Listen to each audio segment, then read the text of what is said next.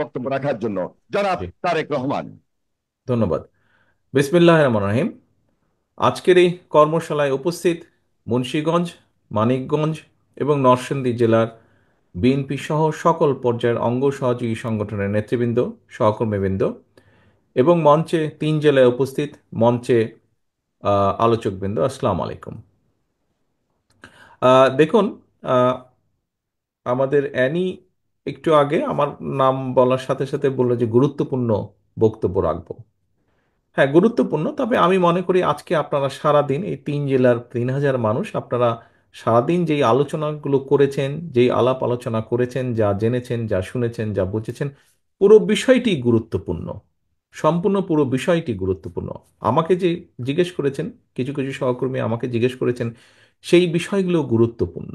প্রত্যেকটি বিষয় কেন গুরুত্বপূর্ণ? এই বিষয়গুলো এই জন্য গুরুত্বপূর্ণ যে এই বিষয়গুলো আমাদের একজন রাজনৈতিক কর্মী বা একটি রাজনৈতিক দল হিসেবে আমাদের মূল সাবজেক্ট কারা? মূল সাবজেক্ট হচ্ছে এই বাংলাদেশের জনগণ।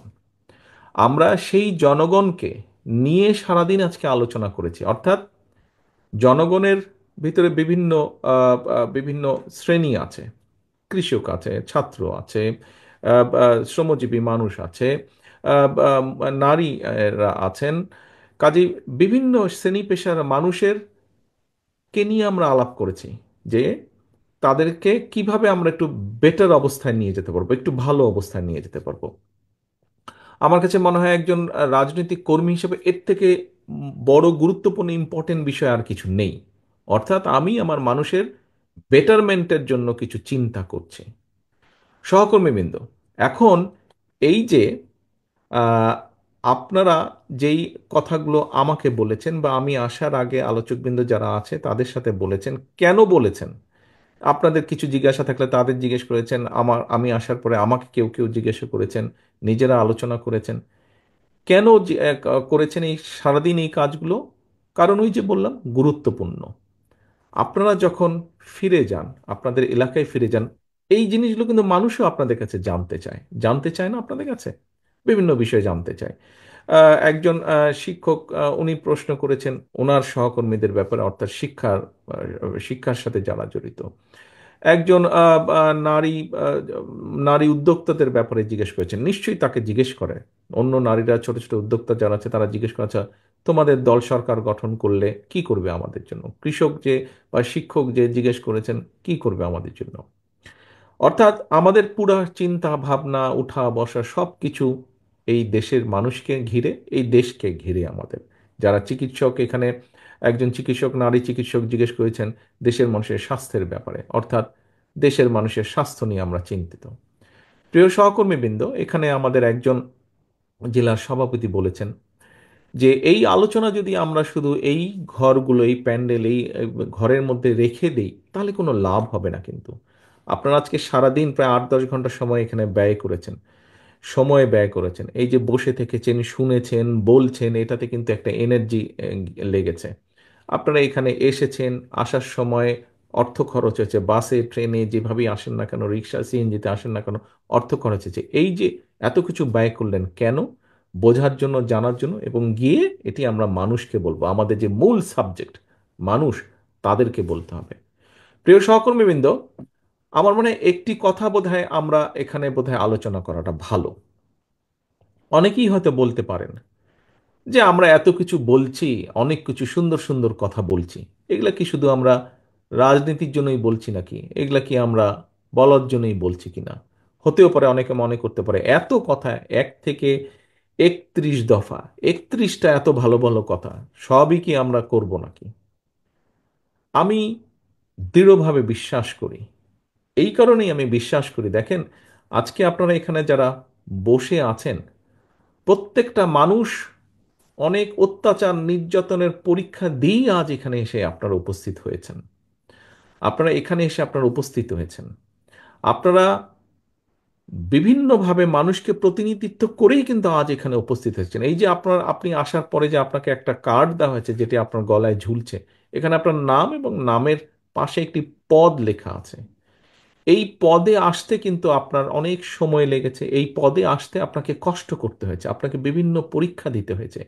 সেটি সাংগঠনিক পরীক্ষাই হোক, সেটি রাজনৈতিক পরীক্ষাই হোক, কম বেশি পরীক্ষা দিয়েই আপনাকে আজকে এই পর্যায়ে এসে দাঁড়াতে হয়েছে। অর্থাৎ আপনি একটা দায়িত্ব, একটা কর্তব্যের পালনের মাধ্যমেই এখানে এসেছেন। এখন প্রিয় সহকর্মীবৃন্দ, যেহেতু আপনি এখানে একটি পরিচয় এসেছেন, একটি দায়িত্বশীল পদ নিয়ে আপনি এখানে এসেছেন এবং আজকে সারাদিন এখানে যোগদান করেছেন, জেনেছেন, কাজেই আমাদের যে মূল সাবজেক্ট, তাদের কাছে আমাদের যেতে হবে। তাদের কাছে গিয়ে তাদেরকে বলতে হবে, জনগণকে, যে আমরা এই করব। বলতেই পারে কেউ যে এতগুলো 31টা দফা করবেন, আপনারা এত কথা বলছেন, এগুলি কি বলার জন্য? দেখুন, আমরা যে বলার জন্য বলছি না, আমরা যে এই কাজগুলো করার জন্যই করছি, তার অনেকগুলো কারণ, উদাহরণ আছে। বিএনপি তো এই দেশে খাল খননের মাধ্যমে পানির সমস্যা যেরকম সমাধান করেছিল, একই সাথে খাদ্য উৎপাদন দ্বিগুণ করেছিল, করিনি আমরা? বিএনপি তো এই দেশ থেকে খাদ্য রফতানি করেছিল, করিনি আমরা? বিএনপি তো বিএনপি তো দেশের নারীদেরকে শিক্ষিত করার জন্য ইন্টারমিডিয়েট ডিগ্রি পর্যন্ত পড়ালেখা ফ্রি করে দিয়েছিল। বিএনপি তো এই দেশের এই দেশের ভবিষ্যৎ প্রজন্মকে শিক্ষিত করার জন্য, শিক্ষাকে উৎসাহিত করার জন্য শিক্ষার বিনিময়ে খাদ্য কর্মসূচি শুরু করেছিল। আজকে বাংলাদেশে বড় দুটো যেই সরকারই আসে, সেই নিশিরাতের সরকারই হোক, অন্তর্বর্তীকালীন সরকারই হোক, যেই দুইটি সাবজেক্ট নিয়ে বড়াই করে, একটি হচ্ছে প্রবাসী বা প্রবাসীদের রেমিটেন্স, আরেকটি হচ্ছে গার্মেন্ট শিল্প। দুটিই তো বিএনপি করেছিল এই দেশের স্বার্থে, এই দেশের মানুষের স্বার্থে। এই যে যেই স্বৈরাচার পালিয়ে গেছে দেশ থেকে, এরা যখন 96 সালে ক্ষমতায় আসলো, সেই সময় এসে তারা সংসদে দাঁড়িয়ে বলতে বাধ্য হয়েছিল যে 91 সালের বিএনপি সরকারের সময়, দেশনেত্রী খালেদা জিয়ার বিএনপি সরকারের সময় দেশে 80,000, ছোট বড় 80,000 কলকারখানা স্থাপিত হয়েছিল। সেটি তো বিএনপির সময় হয়েছিল। আমাদের সময়ই আমাদের সময় তো আমাদের বিরুদ্ধে সংবাদপত্র কত কি লিখেছে। আমাদের সময় সংবাদপত্র আমার বিরুদ্ধে, ম্যাডামের বিরুদ্ধে, দলের বিরুদ্ধে, দলের বহু নেতাকর্মীর বিরুদ্ধে লিখেছে। কিন্তু আমরা বলেছি যে আমরা বাক স্বাধীনতায় বিশ্বাস করি। যখন আমরা এর আগে দেশ পরিচালনা ছিলাম, আমাদের সময় তো পত্রিকার সম্পাদকদের বিরুদ্ধে শত শত মামলা হয়নি, যেমন আমাদের বিরুদ্ধে, আমাদের নেতাকর্মীদের বিরুদ্ধে হয়েছে।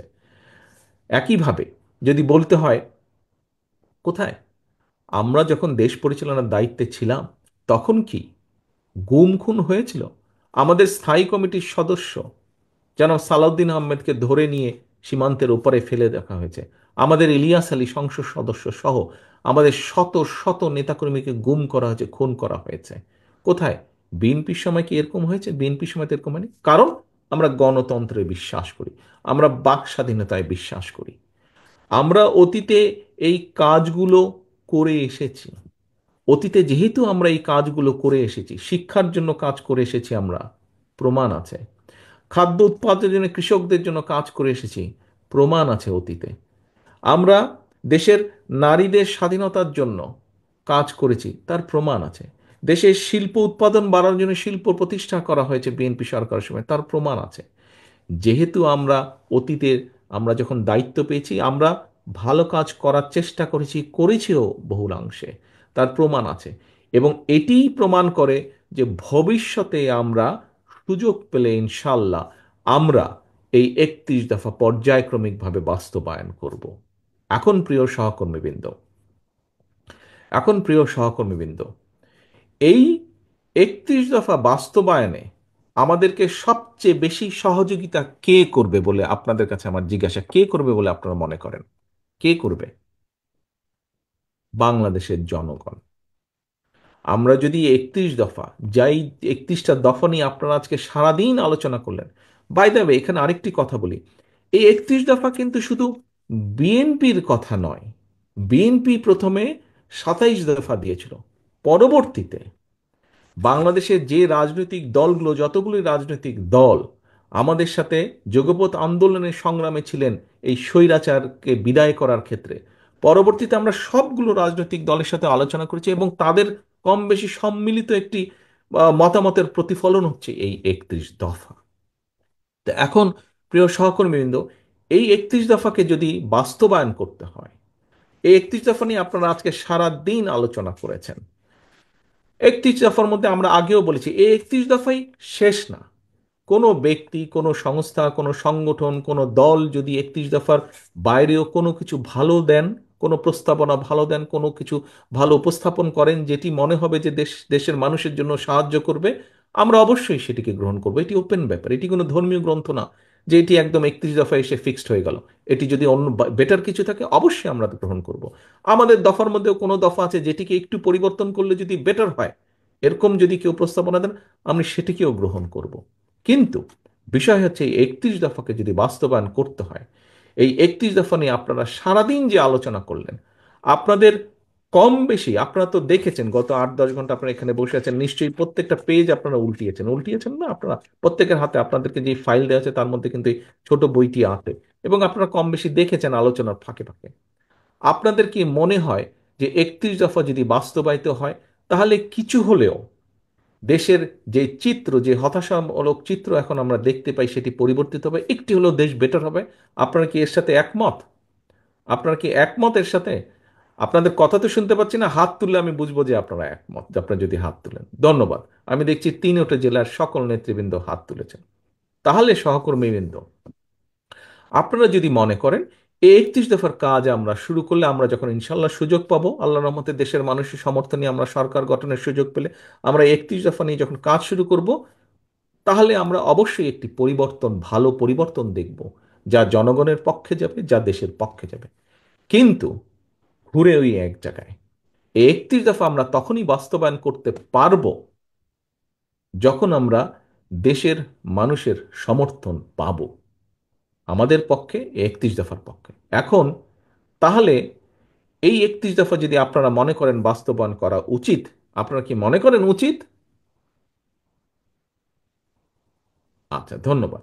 যদি আপনারা মনে করেন, আমি ধরে নিচ্ছি সবাই সিনসিয়ারলি বলছেন যে উচিত, সবাই সিনসিয়ারলি অনেস্টলি বলছেন আপনারা, আমি এটা ধরে নিচ্ছি।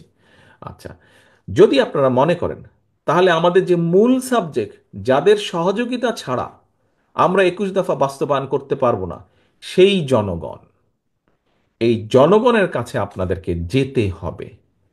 আপনাদেরকে যে কোনো মূল্যে জনগণের কাছে যেতে হবে। ছোটবেলায় স্কুলে যখন যেতাম, স্কুলে যখন পড়তাম, তো তখন তো সেই সময়ে 5 টাকা অনেক টাকা, বিশাল কিছু। 5 টাকা, ওই 4 টাকা 5 টাকা, 1 টাকার জন্য 1 টাকা দিয়ে অনেক 100 বিস্কুট পাওয়া যেত একসময়, আমরা যখন স্কুলে ছিলাম একদম। তো এখন ওই 1 টাকা 2 টাকার জন্য কিন্তু অনেক সময় বায়না ধরতাম স্কুলে টিফিনের সময়, ক্যান্টিনে গিয়ে কিছু কিনে খাবো, তখন কিনে খাওয়া, বন্ধু বান্ধবকে একটু দেওয়া, এটা একটা বাহাদুরির ব্যাপার ছিল। কিন্তু ওই 1 টাকা 2 টাকার আদায় করার জন্য মায়ের পিছে বনবন বনবন বনবন করে সারাটা দিন ঘুরতে হতো 1 টাকা 2 টাকার জন্য। প্রিয় সহকর্মীবৃন্দ, আপনাদেরকে এই 31 দফার পক্ষে সমর্থন নেওয়ার জন্য, 31 দফার পক্ষে, আপনার পক্ষে, আপনার দলের পক্ষে সমর্থন নেওয়ার জন্য আপনাদেরকে, এখানে উপস্থিত প্রতিটা নেতাকর্মী, ডাজেন্ট ম্যাটার আপনি মূল দলের নেতাকর্মী নেতা কিনা, অথবা আপনি অঙ্গ সহযোগী সংগঠনের নেতাকর্মী কিনা, দিন শেষে আপনি বিএনপির লোক, এটাই হচ্ছে আপনার মূল পরিচয়। দিন শেষে আপনি বিএনপি লোক। আপনাকে কিন্তু সাধারণ মানুষ ছাত্রদল, যুবদল, স্বেচ্ছাসেবক, আইনজীবী ফোরাম, মহিলা দল এইভাবে চিনে না, এ বিএনপির লোক, এভাবেই চিনে মানুষ। দিন শেষে আপনাকে ওই জনগণের পিছে, মায়ের পিছে যেরকম 1 টাকা 2 টাকার জন্য বনবন করে ঘুরতাম, আপনাকে জনগণের পিছে বনবন বনবন বনবন করে ঘুরতে হবে আপনাকে। এছাড়া কোনো উপায় নাই, এছাড়া কোনো উপায় নাই। আমি গতকাল একটি অনুষ্ঠানে বলেছিলাম যে আমাদেরকে যদি, গতকাল কি পরশুদিন যাই হোক, যে আমাদেরকে যদি এই নির্বাচনের পুল সেরা পার হতে হয়, তাহলে যেভাবেই হোক জনগণের পিছে আমাদেরকে থাকতে হবে, জনগণকে সাথে রাখতে হবে, জনগণের সাথে আমাদেরকে থাকতে হবে। সহকর্মীবৃন্দ, আপনারা পোড় খাওয়া রাজনীতিবিদ এক একজন এখানে উপস্থিত হয়েছেন। হতে পারেন আপনি গ্রামের, হতে পারেন আপনি ইউনিয়ন পর্যায়ের, হতে পারেন আপনি থানা পর্যায়ে, হতে পারেন আপনি জেলা পর্যায়ে, কিন্তু আপনি রাজনীতি করেই আজকে এখানে এসেছেন। এই যে পাসটা আপনি ঝুলিয়েছেন, এই অনুষ্ঠানে ঢোকার জন্য যে পাস দেওয়া হয়েছে, এই পাসটা অর্জন করতে আপনাকে অনেক কাঠখড় পোড়াতে হয়েছে। এখন আপনার এই অভিজ্ঞতা, আপনার এই জ্ঞান, আপনার এই সব কিছু আপনাকে ব্যয় করতে হবে জনগণের পেছনে। বারে বারে আমি একটি কথা বলেছি, প্রতিদিন আমি একটি কথা বলতে চাইছি, বোঝাতে চাইছি, সহকর্মীবৃন্দ, আপনার বিরুদ্ধে, আপনার দলের বিরুদ্ধে, সর্বোপরি এই দেশের বিরুদ্ধে ষড়যন্ত্র কিন্তু থেমে নেই। দুষ্ট লোকদের দুষ্টামি কিন্তু থেমে নেই। সেটি বাইরেই হোক, আমাদের বাইরেই হোক, সেটি আমাদের দলের ভেতরেই হোক, সেটি আমাদের দেশের ভেতরেই হোক, সেটি আমাদের দেশের বাইরেই হোক। কারণ এই দেশের অর্থ সম্পদ, এই দেশের প্রাকৃতিক সম্পদ অনেকে লোক দৃষ্টিতে তাকিয়ে থাকে। এই দেশে যদি একটি বিশৃঙ্খলা লাগিয়ে রাখা যায়, তাহলে এইগুলো অনেকের জন্য, দেশের ভেতরেই হোক, দেশের বাইরেই হোক, এই দেশে যদি একটি দুর্বল, জনসমর্থনহীন সরকার, যারা জনগণকে রিপ্রেজেন্ট করে না, এরকম সরকারকে যদি ক্ষমতায় রাখা যায়, তাহলে এই দেশ থেকে অনেকে অনেক কিছু লুটে পুটে নিয়ে যেতে পারবে। বাট এই দেশে যদি জনগণের সমর্থিত, যারা জনগণের কথা বলবে, জনগণের কথা চিন্তা করবে, যারা দেশের কথা বলবে, দেশের কথা চিন্তা করবে, এরকম কেউ যদি দেশ পরিচালনার দায়িত্বে থাকে, তখন দেশের স্বার্থ, জনগণের স্বার্থ নিরাপদ থাকবে। তখন যারা শকুনের দৃষ্টি দিয়ে এই দিকে তাকিয়ে আছে, এই দেশের অর্থ সম্পদ, প্রাকৃতিক সম্পদের দিকে, তখন তারা 10 বার চিন্তা করবে। কাজেই প্রিয় সহকর্মীবৃন্দ, ষড়যন্ত্র যেহেতু থেমে নেই, আপনারা গণতন্ত্রের জন্য যুদ্ধ করেছেন, লড়াই করেছেন, সংগ্রাম করেছেন, হত্যার শিকার হয়েছেন, জেল জুলুমের শিকার হয়েছেন, গায়েবী মামলার শিকার হয়েছেন, দিনের পর দিন পালিয়ে থাকতে হয়েছে, জঙ্গলে থাকতে হয়েছে, ধান খেতে আপনাদেরকে থাকতে হয়েছে অত্যাচার নির্যাতনের কারণে। আপনারা সেই পরীক্ষা দিয়ে পার হয়ে এসেছেন। সামনে পরীক্ষা কিন্তু শেষ হয়ে যায়নি, সামনে পরীক্ষা আরও আছে। এটি এমন একটি যুদ্ধ, এটি জনগণের পক্ষের যুদ্ধ, এটি গণতন্ত্রের পক্ষের যুদ্ধ, এটি স্বাধীনতা সার্বভৌমত্বের পক্ষের যুদ্ধ। এই যুদ্ধে যদি জয়ী থাকতে হয়, অনবরত আমাদেরকে সংগ্রাম চালিয়ে যেতে হবে।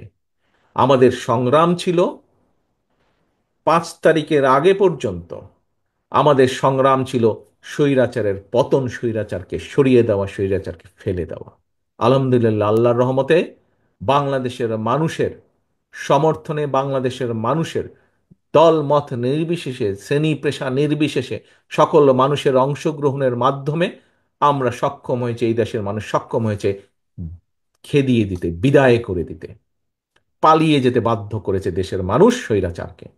এখন সংগ্রাম, দেশের স্বাধীনতা রক্ষার সংগ্রাম, সার্বভৌমত্ব রক্ষার সংগ্রাম, একই সাথে দেশ গড়ার সংগ্রাম শুরু হয়েছে। এই দেশের মানুষের রাজনৈতিক অধিকার, রাজনৈতিকভাবে দেশের মানুষকে অধিকার ফিরিয়ে দেওয়া, একই সাথে, একই সাথে এই দেশের মানুষের অর্থনৈতিক ভিত্তিকে মজবুত করার যে সংগ্রাম, সেই সংগ্রাম শুরু হয়েছে।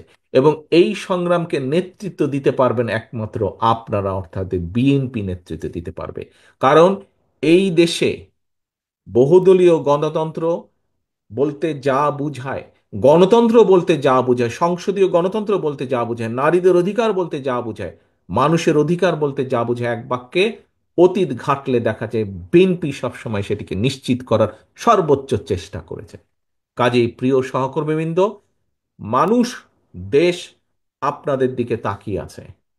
আপনাদেরকে শুধু এই আজকে সারাদিন এখানে আসলেন, তারপরে চলে গেলেন, ভুলে গেলেন, আপনি শেষ হয়ে গেলেন। দয়া করে এই কাজটি করবেন না। আপনার কাঁধে অনেক দায়িত্ব, কর্তব্য। আপনি বাংলাদেশ জাতীয়তাবাদী দলের একজন নেতা, একজন কর্মী। আপনার কাঁধে অনেক দায়িত্ব। আপনি সেই দলের কর্মী, যেই দলের নেতা এই দেশের স্বাধীনতার ডাক দিয়ে শুধু ঘরে বসে থাকেননি, যুদ্ধ করেছেন। যেই দেশের, আপনি সেই দলের নেতা, তার কর্মী আপনি, যেই মানুষটি যখন দায়িত্ব পেয়েছেন, কোদাল হাতে খাল খননের মাধ্যমে এই দেশের উন্নয়নকে সামনের দিকে এগিয়ে নিয়ে গেছেন, দেশের উৎপাদনকে বৃদ্ধি করেছেন, আপনি সেই দলের কর্মী। আপনি সেই দলের কর্মী। আপনার নেত্রী সেই, যে শত বাধা বিপত্তি অতিক্রম করে, শত নির্যাতনের মুখেও জেল জুলুম অত্যাচারের মুখেও যে আপোষ করেনি, সেই আপোষী নেত্রীর কর্মী আপনি। কাজেই আপনাকে সেভাবে নিজেকে প্রস্তুত করতে হবে। আপনাকে নিজেকে প্রস্তুত করতে হবে। নিজেকে এমন কোনো কাজ করা থেকে বিরত থাকতে হবে যেখানে আপনি নিজেকে হালকা করে ফেলবেন, ছোট করে ফেলবেন, মূল্যহীন করে ফেলবেন। আপনি একজন মূল্যবান মানুষ, কারণ আপনি বিএনপির নেতা।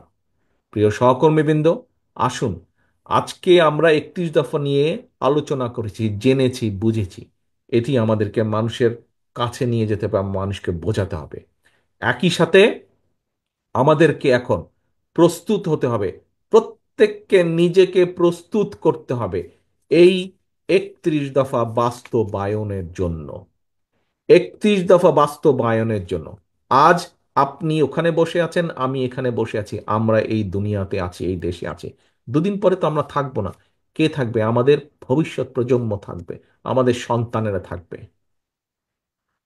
গার্জিয়ান হিসাবে আপনার দায়িত্ব আপনার ভবিষ্যৎ প্রজন্ম, আপনার সন্তানের জন্য। আপনার সন্তান বলতে শুধু নিজের সন্তান বোঝাচ্ছি না, আপনার সন্তান বলতে আপনার সন্তানের বয়সী বাংলাদেশের সকল ভবিষ্যৎ প্রজন্মকে বোঝাচ্ছি। তাদের জন্য একটি নিরাপদ, রাজনৈতিকভাবে, অর্থনৈতিকভাবে একটি নিরাপদ বাংলাদেশ গড়ে তুলতে হবে। আপনাদেরকে, আমাদের সকলকে গড়ে তুলতে হবে।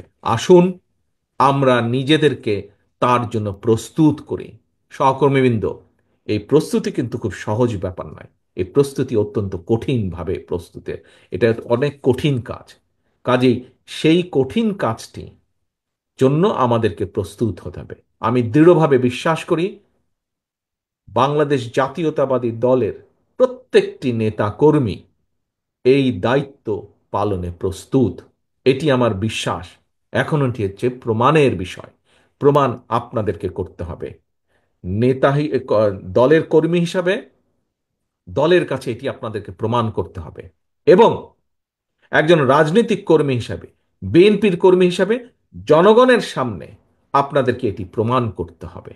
কাজে আসুন আমরা প্রস্তুত হই দেশ গঠনের জন্য।